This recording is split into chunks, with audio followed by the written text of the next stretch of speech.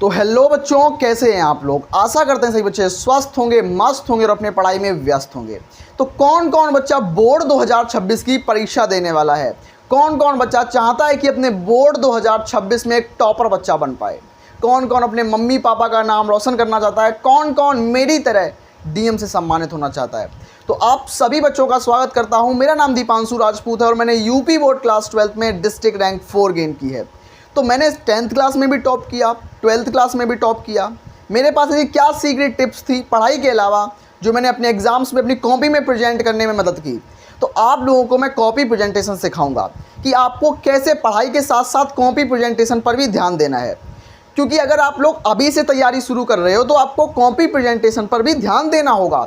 आपके number score करने का सबसे बेहतरीन तरीका होता है कॉपी प्रेजेंटेशन, यानी कि आप कॉपी को किस तरीके से लिख रहे हैं, कॉपी की लिखावट वही मैटर करती है। तो आज की इस क्लास में मैं आपके सारे डाउट्स क्लियर कर दूंगा कि आपको कॉपी को किस तरीके से लिखना है, क्या क्या पॉइंट्स आपको यूज़ करने हैं, कॉपी को किस तरीके से नीट और क्लीन बनाना है वो बताऊंगा, और बोर्ड 2026 में टॉपर बनने का तरीका समझाऊंगा। तो प्लीज़ आप लोगों से मैं रिक्वेस्ट करता हूं कि जो बच्चे चैनल पर नए आए हैं तो प्लीज़ जो नए आए बच्चे हैं प्लीज़ सब्सक्राइब कर लो, ताकि आप लोगों को बोर्ड 2026 की बेहतरीन टॉपर ट्रिक्स मिलती रहें। और हाँ, चूँकि मैं 6 to 12 फ्लुएंट टॉपर रहा हूँ तो आपको मैं आपकी इस 12th क्लास की जर्नी में थोड़ी आसान बनाऊँगा। देखो, मेहनत आपको करनी है, पूरी मेहनत आपको करनी है, लेकिन मैं आपकी इस जो यात्रा है क्लास 12 बोर्ड एग्जाम्स की यात्रा है उसको आसान बनाऊँगा। मैं आपकी पूरी मदद करूँगा इसको आसान बनाने में।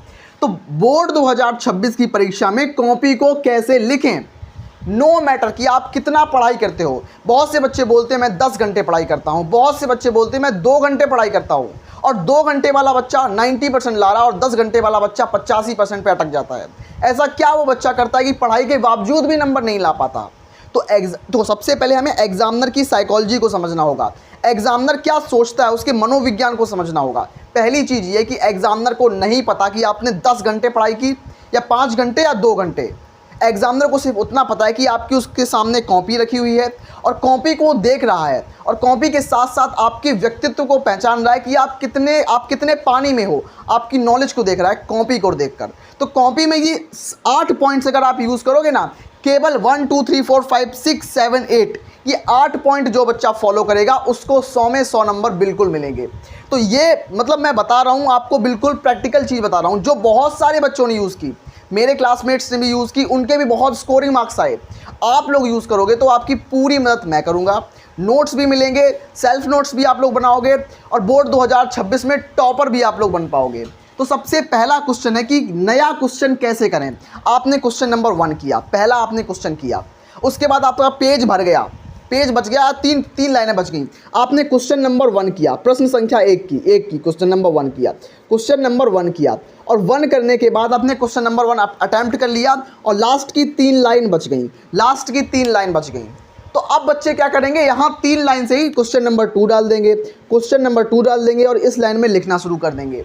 ऐसा नहीं करना है, एग्जामिनर को आपको कॉपी बचानी नहीं है, क्योंकि आपके पैसे नहीं लग रहे वहाँ कॉपी लेने के। आप बी कॉपी लो, सी कॉपी लो, डी कॉपी लो, जितनी मानो आप उतनी कॉपी लो। आपको ये गलती नहीं करनी है, एक पेज में केवल एक क्वेश्चन ही करना है, याद रखो इस चीज़ को। मैंने इस चीज़ को यूज़ किया ताकि एग्जामिनर को सुविधा हो सके। आपको केवल क्या चाहिए, आपको नंबर चाहिए, और एग्जामिनर को कॉपी चेक करने में आसानी चाहिए।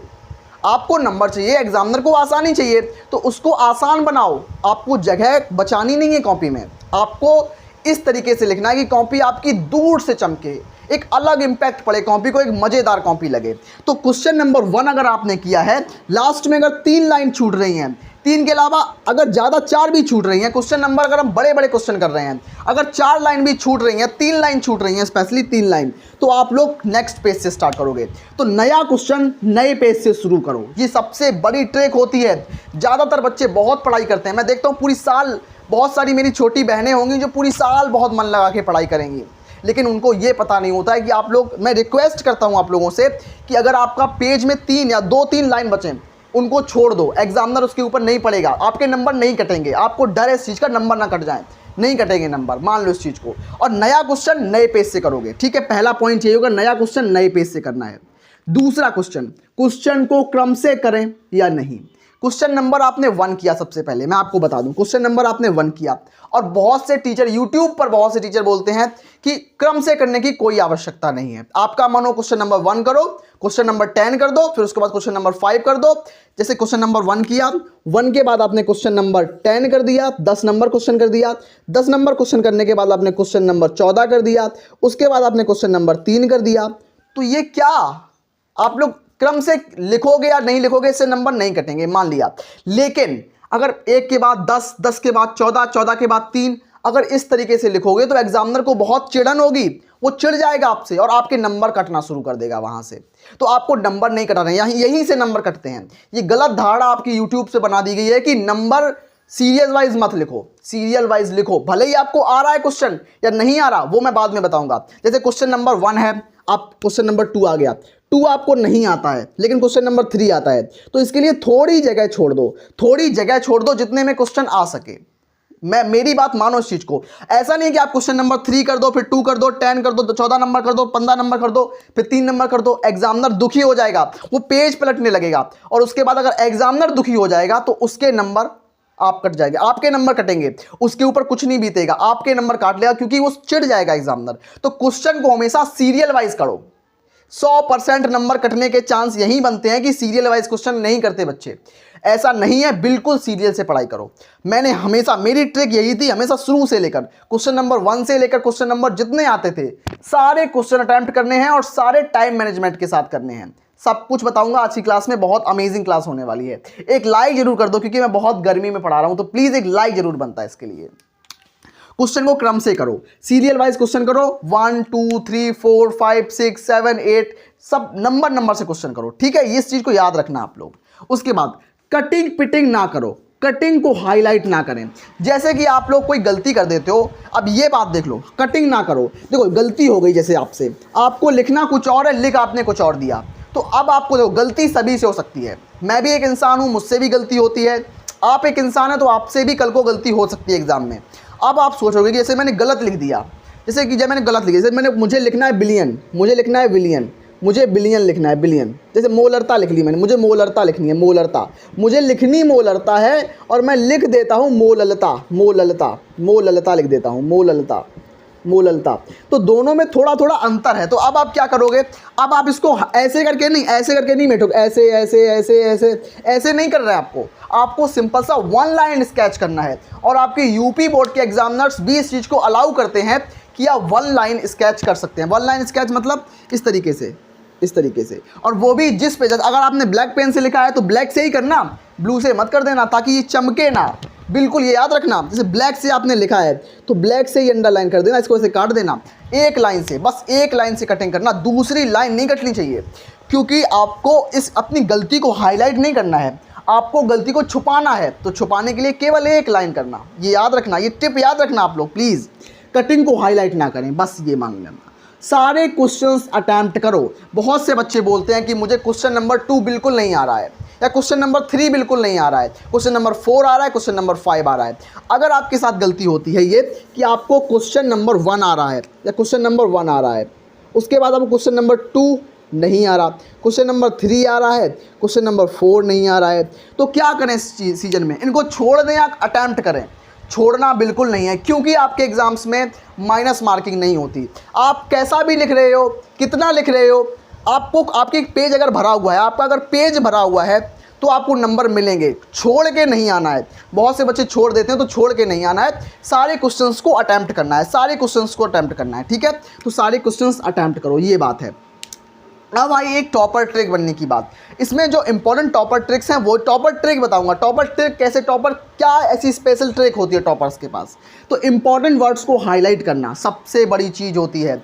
मैंने कुछ भी लिख दिया, पूरे कॉपी को मैंने नीले पेज से लिख दिया, अब पूरा पेज नीला है, एग्जामिनर के पास इतना समय नहीं है कि वो लाइन बाय लाइन पढ़े, तो आपके पास क्या करना होगा, आपको अंडरलाइन करनी होगी, अंडरलाइन इस तरीके से इंपॉर्टेंट वर्ड्स पर अंडरलाइन करनी होगी। या फिर आपको लगता है कि अंडरलाइन से भी ज़्यादा जरूरी क्या होगा, आप ब्लैक पेन से लिख दो इसको, पूरा आपने ब्लू पेन से लिखा है और अंदर कोई ऐसे बहुत इंपॉर्टेंट शब्द बना है, जैसे किसी का जीवन परिचय है, जीवन परिचय में उनका जन्म हो गया, उनका जो जन्म है जैसे 1995 है, या फिर उनकी मृत्यु है, उनको ब्लैक पेन से लिखो, ब्लैक पेन से लिखो। माता पिता का नाम हो गया, उसके नीचे अंडरलाइन कर दो, ताकि एग्जामिनर समझे, एग्जामिनर पूरे कॉपी में से उसको हाईलाइट हो चीज़ें, और एग्जामिनर बहुत आसान तरीके से आपकी कॉपी को चेक करने में उसको आसानी हो। ये आपको भी फ़ायदा मिलेगा, क्योंकि नंबर आपके दबा के नंबर आएंगे, एक नंबर सिंगल नंबर नहीं कर सकता है। ये ट्रिक यूज़ करोगे, ठीक है।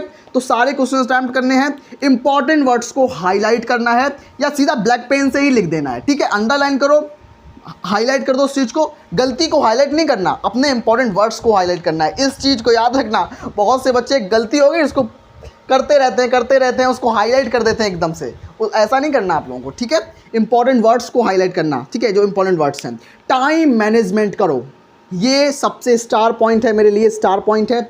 मेरा जो हिंदी का पेपर था, मेरा पर्सनल एक्सपीरियंस क्या बोलता है, मेरा हिंदी का पेपर था, सबसे शुरुआत का पेपर था, हिंदी का पेपर था। तो उस पेपर में मैंने क्या किया, मैं बहुत धीरे धीरे लिख रहा था, बहुत स्लोली लिख रहा था। मैंने रचनाएं की, रचनाएं के बाद मैंने जीवन परिचय किए, उसके बाद मैंने गद्यांश और पद्यांश को सॉल्व किया, तब बहुत टाइम हो चुका था।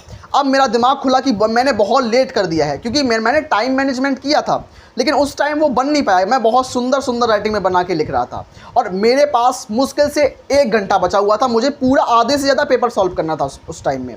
तब मेरा दिमाग खुला, मैंने बहुत स्पीड से क्वेश्चन पेपर सॉल्व करना शुरू कर दिया।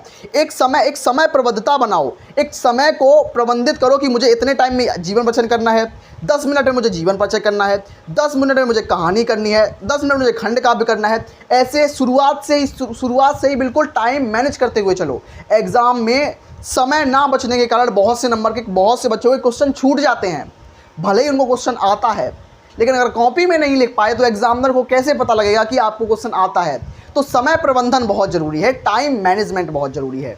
अभी से शुरुआत करते हुए चलो, क्योंकि टाइम को बचाना हमारी लिए सबसे बड़ी प्राथमिकता होती है। हमें क्वेश्चन आता है, वो घर पे आके में आ जाता है, लेकिन वहाँ नहीं आ पाता। क्यों? क्योंकि हमारे पास टाइम नहीं बचता है, हम बहुत हड़बड़ी में होते हैं। तो टाइम मैनेजमेंट करना है आपको। मैं 2 पॉइंट्स यहाँ लगाऊंगा, मैं 2 स्टार मार्क लगाऊंगा कि टाइम मैनेजमेंट करो। बहुत पढ़ाई कर लो, कोई फ़ायदा नहीं बनेगा अगर आप टाइम मैनेजमेंट नहीं कर पाते हो। अपने हाथों में थोड़ी स्पीड लाओ, बहुत अच्छे से स्पीड से लिखो, ठीक है। साफ़ सफाई पर विशेष ध्यान दो। देखो, साफ़ सफाई का मतलब ये नहीं कि अपनी सीट साफ़ करने लगो, अपना क्लासरूम साफ़ करने लगो जो आपका एग्ज़ाम हॉल हो। साफ़ सफाई का मतलब ये है दोस्तों कि अपनी कॉपी में नीट एंड क्लीन रखो। जैसे कि मैं बताऊं, साफ़ सफाई को ध्यान दो, इसको मैं बताता हूँ। जैसे कि मेरे पास जैसे मैं खंड का स्टार्ट कर रहा हूँ, तो उसको आप स्केच से लिखोगे। स्केच यूज कर सकते हैं या नहीं? स्केच यूज कर सकते हैं। पेंसिल यूज कर सकते हैं या नहीं? पेंसिल से डायग्राम्स बनाने हैं, पेंसिल से डायग्राम बनाने हैं, और उसके ऊपर हाईलाइट किससे करना है? पेन से।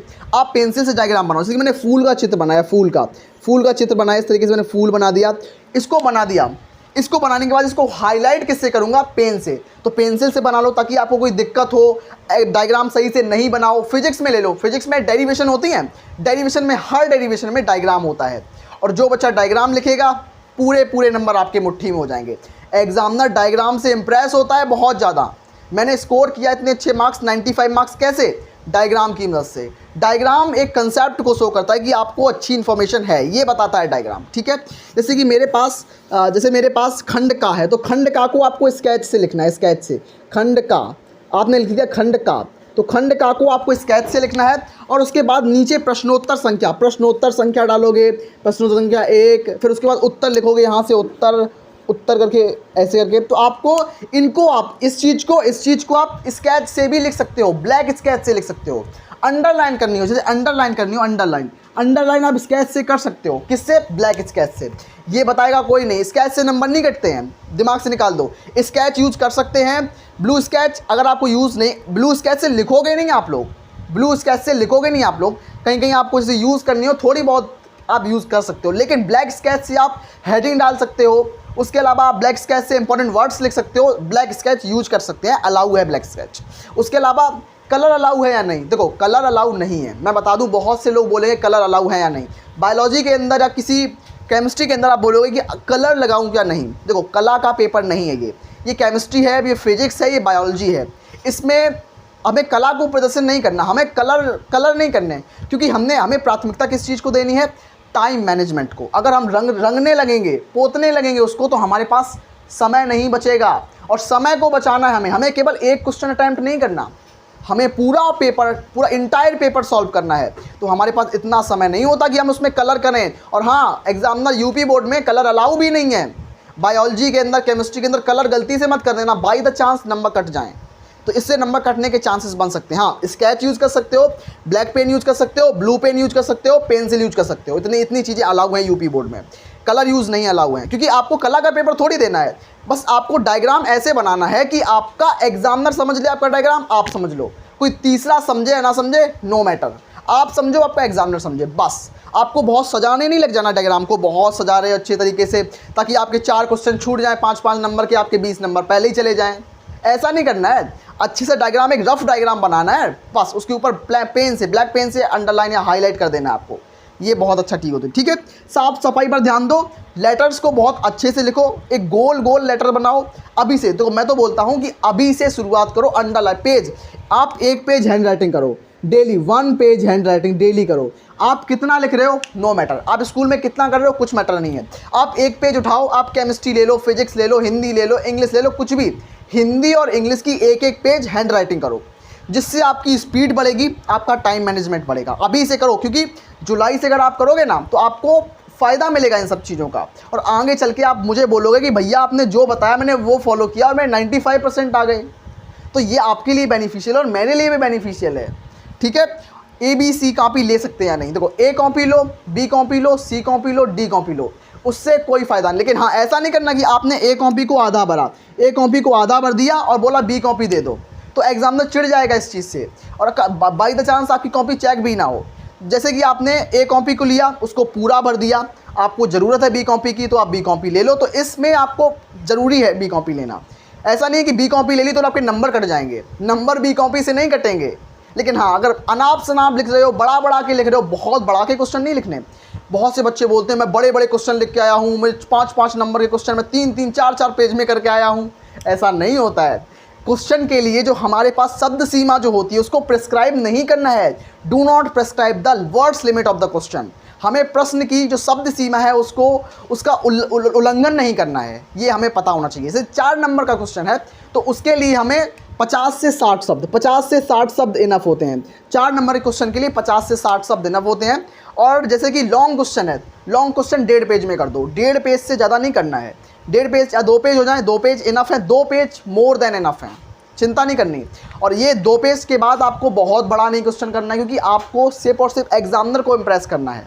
हाईलाइट बहुत करनी है चीज़ें, उसके साथ आपको अंडरलाइन करनी है। और टाइम, अगर आप 2 पेज में एक क्वेश्चन है आपके पास 5 नंबर का, आप उसको 4 पेज में कर रहे हो तो आपका टाइम मैनेजमेंट खराब हो जाएगा, आप एक ही क्वेश्चन कर पाओगे और मिलने आपको 5 नंबर हैं। जीवन परिचय मैं बताता हूँ, मेरा दोस्त था एक, मैं उसका नाम नहीं लूँगा यहाँ पर, उसने जीवन परिचय, मैंने सिर्फ और सिर्फ 80 शब्दों में जीवन परिचय लिखा, क्योंकि प्रश्न में साफ साफ दिया जाता है कि केवल 80 शब्दों में लिखना होता है। और मेरे दोस्त ने उस जीवन परिचय को 3 पेज में किया, एक जीवन परिचय को, और मेरा 1 पेज में हो गया कंप्लीट, में रचनाएं भी उसी पेज में लिख दी।